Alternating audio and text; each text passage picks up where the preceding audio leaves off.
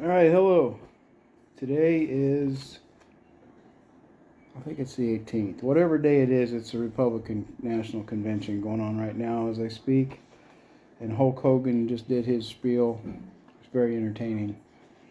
So I thought, since they're on the subject of politics, I'd like to go over a book that I got recently called The New World Order by Ralph Epperson.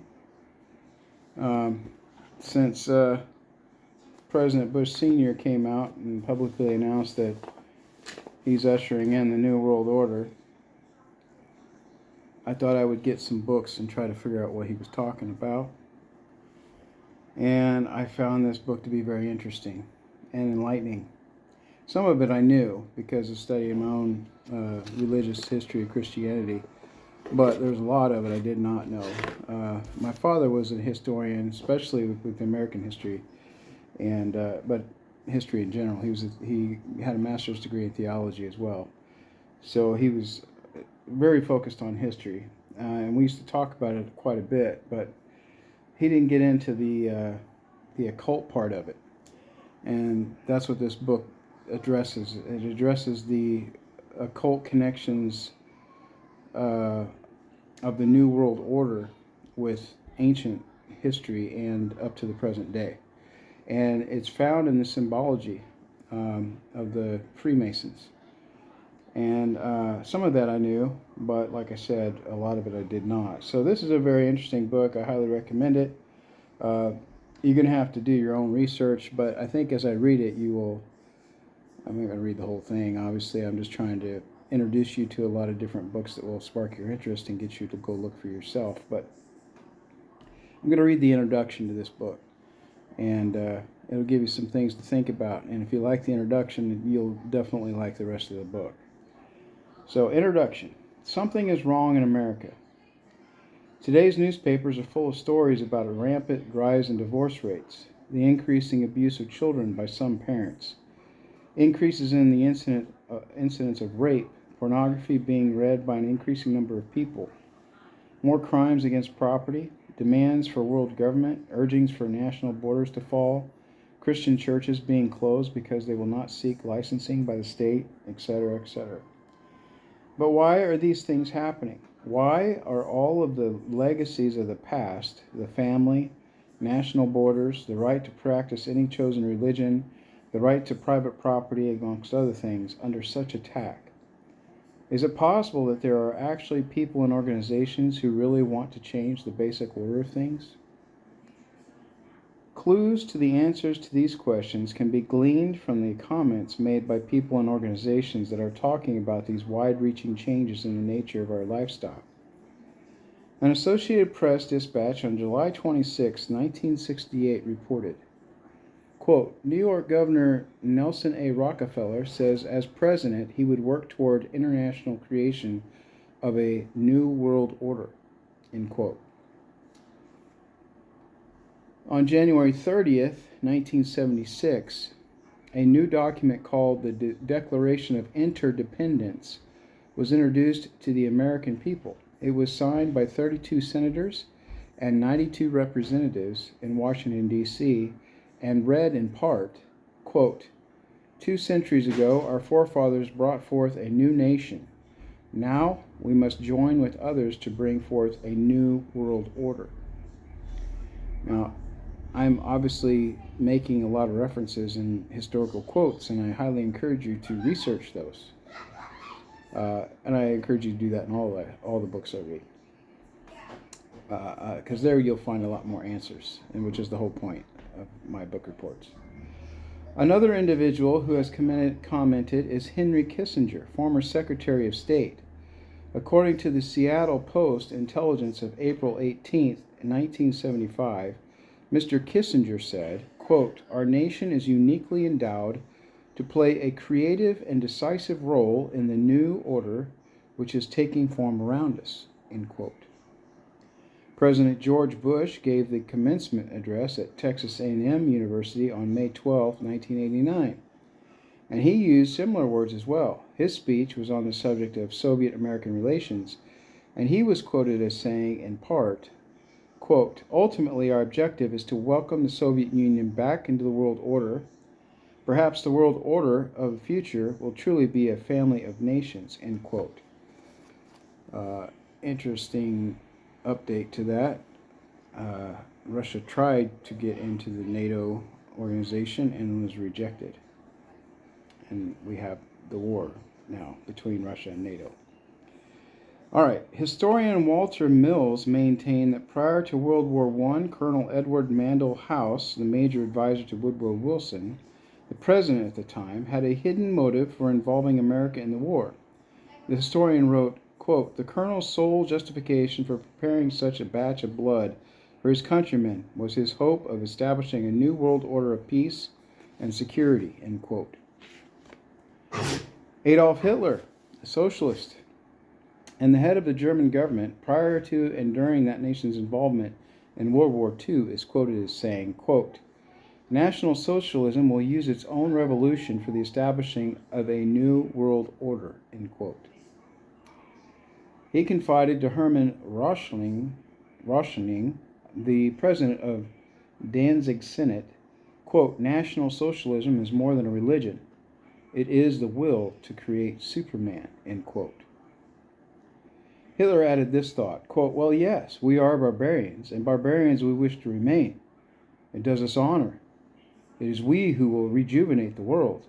The present world is near its end. Our only task is to sack it, end quote.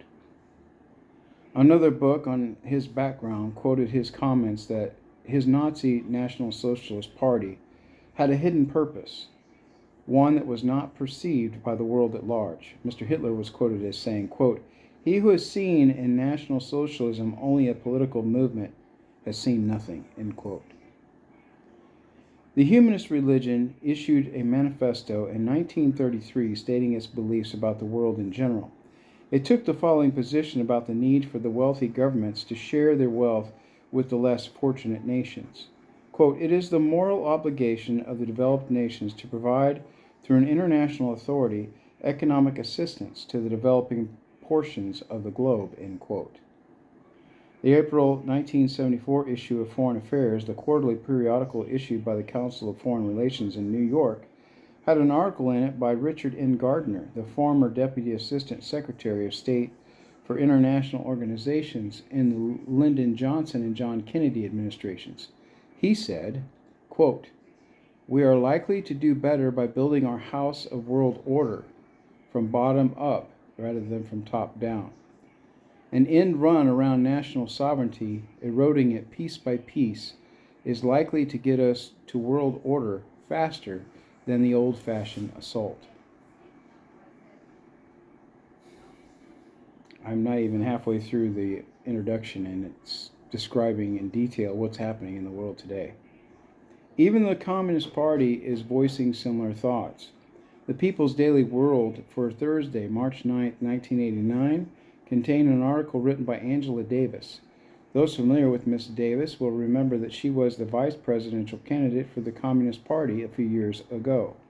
She currently is a member of the National Committee of the Communist Party of the United States. She is quoted in the paper as saying, quote, one underlying effect of anti-communism in this respect is to encourage a certain hesitancy to embrace solutions which call for deep structural social economic transformation, end quote. Another communist, Alexei Kovylov, spoke at an evening meeting held at Windstar, Colorado in August 1985 and gave the participants in attendance a surprise presentation. He spoke about the 12th World Festival of Youth and students held in Moscow a few months prior to his lecture.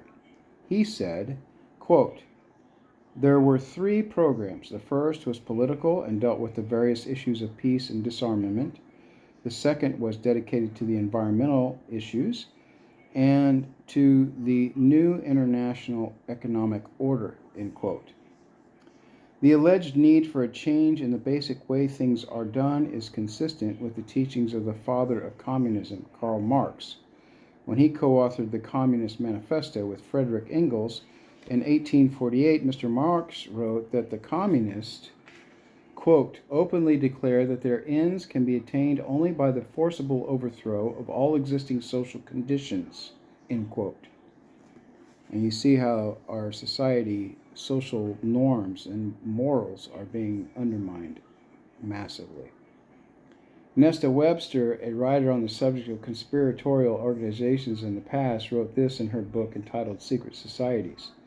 Quote, the revolution desired by the leaders of the world revolution is a moral and spiritual revolution, an anarchy of ideas by which all standards set up throughout 19 centuries shall be reversed, all honored traditions trampled underfoot, and above all, the Christian ideal finally obliterated, end quote. Some of the Catholic popes in the past have commented on the major changes coming in the future. One such pope was Pope Pius XI, who wrote the following in 1937. Quote, communism has behind it occult forces which for a long time have been working for the overthrow of the Christian social order, end quote. One of the popes who preceded him, Pope Pius IX, wrote this in November 1846 about the changes that he saw in the future. Quote, that infamous doctrine of so-called communism is absolutely contrary to the natural law itself, and if once adopted, would utterly destroy the rights, property, and possessions of all men and even society itself, end quote. Another individual who wrote about the future was Dr. Jose Arqueles, of an organization known as the Planet Art Network. Dr. Arqueles wrote, he misspelled it there. There's a typo. Anyway, also explicit, quote, also implicit in all these events is a call for another way of life, another way of doing things, a redistribution of global wealth. In short, a new world order, end quote. Just what the future society was that these people are talking about was described in a brief manner by Marilyn Ferguson in her book entitled The Aquarian Conspiracy. She wrote, quote, the new world is the old, transformed, end quote. Another clue about what is in store for the future world was offered by Dr. James Billington, who received his doctorate as a Rhodes Scholar at Oxford University and has taught at Harvard and Princeton universities. He wrote in his book entitled Fire in the Minds of Men, quote, this book seeks to trace the origins of a faith, perhaps the faith of our time. What is new is the belief that a perfect secular, meaning worldly, order will emerge from the forcible overthrow of traditional authority, end quote. That these future changes would involve force and slavery was confirmed by B.F. Skinner, chairman of the psychology department at Harvard University, in his book entitled Beyond Freedom and Dignity. Dr. Skinner has been called, quote, the most influential of living American psychologists, end quote, by Time magazine. So the world should listen to the professor when he speaks. The magazine told the reader what the message of Professor Skinner's book was. Quote, we can no longer afford freedom, and so it must be replaced with control over man, his conduct, and his culture, end quote. Another student of these changes is Alvin Toffler, who wrote this in his book entitled The Third Wave. I hope you have a pen and paper so you can write these down and do your own research. Quote, a new civilization is emerging in our lives. This new civilization brings with it new family styles, changed ways of working, loving, and living, a new economy, new political conflicts, and beyond all this, an altered consciousness as well. The dawn of this new civilization is the single most explosive fact of our lifetimes, end quote. Another scientist involved in commenting on the future changes was Dr. Carl Sagan. He has observed, quote, it's clear that sometime relatively soon, in terms of the lifetime of the human species, people will identify with the entire planet and the species, end quote. The reason why these changes are necessary was explained by Manly P. Hall, perhaps the world's leading authority on esoteric words and language. He wrote in his book entitled Lectures on Ancient Philosophy, quote, the time has not yet arrived when the average man is strong enough or wise enough to rule himself, end quote. and he explained who he considered worthy enough to rule those on the world considered by the experts to be incapable of governing themselves. He wrote, quote, "Never will peace reign upon the earth until we are ruled by the fit," end quote. So Mr. Hall even indicated that these changes would occur soon. He wrote this comment in his book previously cited, quote, 100 years ago, meaning 1884, it was predicted that within a few centuries men would revert to the gods of Plato and Aristotle. We may all look forward with eager anticipation to that nobler day when the gods of philosophy once more shall rule the world, end quote. Aldous Huxley, in his book called Brave New World Revisited, quotes the character called the Grand Inquisitor in one of Fyodor Mikhailovich Dostoevsky's parables as saying, quote, "In the end, they, the people, will lay their freedom at the controllers' feet and say to us, 'Make us your slaves, but feed us,'" end quote. And you've heard about all the stuff happening to our food supply, right? The Tucson Citizen newspaper of November 3rd, 1988, printed a photograph of some people involved in a march for literacy, and it clearly demonstrated that at least some people in America are now asking their government to make them their slaves. The picture showed a demonstrator carrying a picket sign that read, quote, "Uncle Sam, we want you to support us," end quote. Mr. Huxley gave us a date when we could expect these changes to occur. He wrote the following in his book written in 1958, quote, "The 21st century will be the era of world controllers," end quote. And then he told us why these controllers would not fail. Quote, "The older dictators fell because they could never supply their subjects with enough bread, enough circuses, enough miracles and mysteries. Under a scientific dictatorship, education will really work, with the result that most men and women will grow up to love their servitude and will never dream of revolution. There seems to be no good reason why a thoroughly scientific dictatorship should ever be overthrown," end quote. Someone who might have given the world the date for the commencement of these predicted changes was Zbigniew Brzezinski, President Jimmy Carter's national security advisor during his 4-year administration. He wrote the following in his book entitled Between Two Ages. Quote, "Either 1976 or 1989, the 200th anniversary of the Constitution, could serve as a suitable target date for culminating a national dialogue on the relevance of existing arrangements, the workings of the representative process, and the desirability of imitating the various European regionalization reforms and of streamlining the administrative structure," end quote. So the people of the world can now determine what those changes are that those in the positions of implementing changes have in store for them. In summary, then, these changes are: the old world is coming to an end. It will be replaced with a new way of doing things. The new world will be called the New World Order.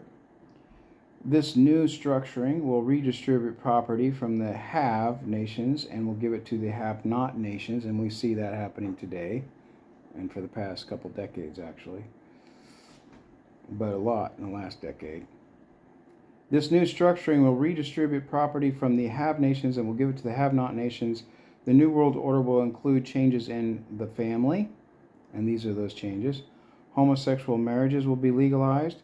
Parents will not be allowed to raise their children. The state will. All women will be employed by the state and not allowed to be homemakers. Divorce will become exceedingly easy, and a monogamous marriage will be slowly phased out. The government will become the owner of all the factors of production. The private ownership of property will be outlawed. And religion will be outlawed, and believers will be either eliminated or imprisoned. There will be a new religion, the worship of man and his mind. All will believe in the new religion.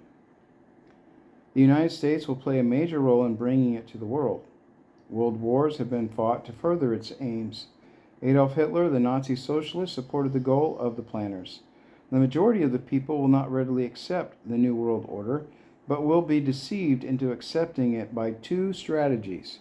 1. Those in favor of the changes will have become seated in the very thrones of power, generally without the public realizing that fact. We see that happening. And 2. The old world order will be destroyed piece by piece by a series of planned nibbles at the established format. We also see that happening with the Constitution and basically everything around the world. The Communist Party is actively supporting the changes to the New World Order. The basic tenets of Christianity, which were the base for the Old World Order, will have to be eliminated. If the slower, methodical techniques of change do not function, violence will be introduced and controlled by the planners. We see that happening. The people of the world will give up their freedom to the controllers because there will be a planned famine or some other serious occurrence, such as a depression or a war or a pandemic, which he doesn't say. The change to the New World Order is coming shortly, perhaps beginning after 1989. However, if that is not the year, it will be introduced one step at a time so that the entire structure will be in place by the year 1999. Of course, that did not happen, but we can see that they're still working at it very vigorously now. This book was published in 1990.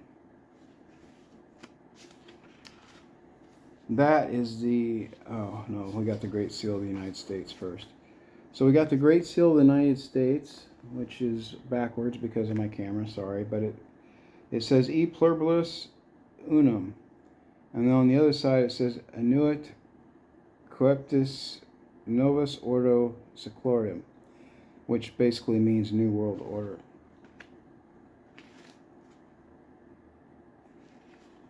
The Many Unite, which was the first one.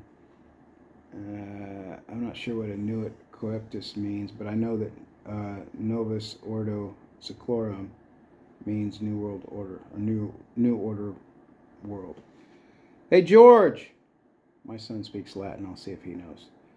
George! They're watching the presidential Republican National Convention. It's not that big deal. You can look it up yourself. All right. So that's the introduction to the New World Order. The rest of the book, it's a lot more interesting. That's just an introduction. It's full of references, historical quotes of a lot of famous historical people and a lot of historical facts, which you can reference and look up for yourself to verify. It's very interesting. So I highly recommend this book. Please pray for me, a sinner. God bless. Over and out. One more thing while I'm on the subject. If you want to be a communist, knock yourself out. Be a communist. Early church Christians started out as communists. They have formed communes and pooled all the resources together. Book of Acts talks about it. That was changed later because it was causing too many controversies and problems. And because the church was growing so big, it was hard to sustain it. I don't have a problem with communism in theory, the old basic version of communism, which allowed for God. Marxism is different, and humanism is different. It's a religion. It's where you're worshiping man and the mind, and you're making yourself a deity like the philosophers, the old Greek philosophers and pagan gods. It's not reality. It's fantasy land. So yeah, I don't agree with that. But the idea of sharing your wealth, I respect that. That's a very Christian thing to do. And serving your country, whether it's communist or socialist or whatever, dictatorship or monarchy or whatever. Yeah, I mean, that's the duty of every Christian, is to render unto Caesar what's Caesar and what's God's to God, you know. So I don't have a problem with that either. So please don't try to drag me into politics, because I don't want any part of it. But I do want people to understand reality and the truth, and I don't like it when people lie to us, which has obviously been happening. So, okay, pray for me, a sinner. God bless, or not. If people want to do this stuff, then do it openly. Have votes, but don't deceive. Don't lie. Don't cheat. Don't steal. Don't kill. obey the basic commandments. Treat as you wish to be treated. All right, I'll get off my soapbox. Pray for me, sinner. God bless. Over and out.